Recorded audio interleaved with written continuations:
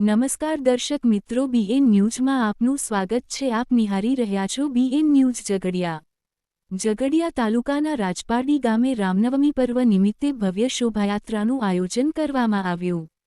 આજરોજ ઝઘડિયા તાલુકાના રાજપારડી ગામે રામનવમી પર્વ નિમિત્તે ભવ્ય શોભાયાત્રાનું આયોજન કરવામાં આવ્યું હતું।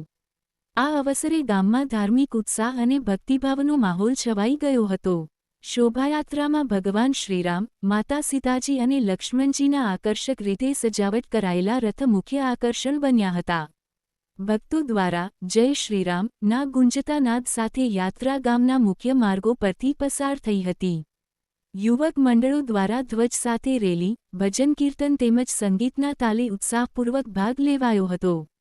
મહિલાઓ અને બાળકો પણ પરંપરાગત વેશભૂષામાં મોટી સંખ્યામાં જોડાતા સમગ્ર વાતાવરણ ભક્તિમય બની ગયું હતું। યાત્રા દરમિયાન વિવિધ સ્થળોએ પ્રસાદ વિતરણ અને ઠંડા પાણીની વ્યવસ્થા પણ કરવામાં આવી હતી।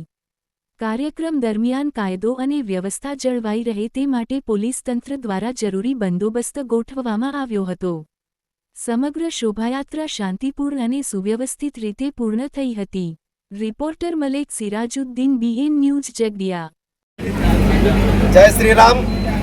આજે આપણા રામનવમી નિમિત્તે ભવ્ય શોભાયાત્રા રાજપારડી ગામના તમામ યુવાનો દ્વારા નીકળી રહી છે। રાજપારડી ડીપીસાથી નીકળી અને પીપલેશ્વર મહાદેવ મુકામે પહોંચશું।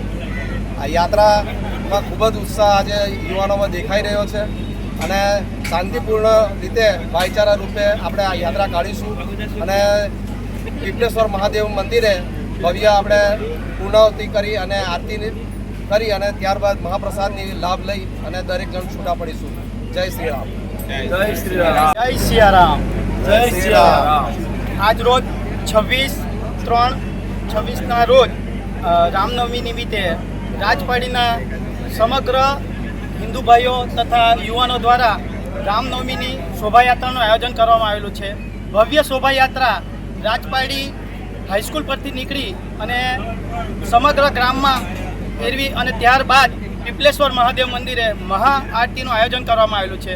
મહાઆરતી પૂર્ણ થયા બાદ સમગ્ર ગામ માટે ભંડારાનું આયોજન કરવામાં આવેલું છે।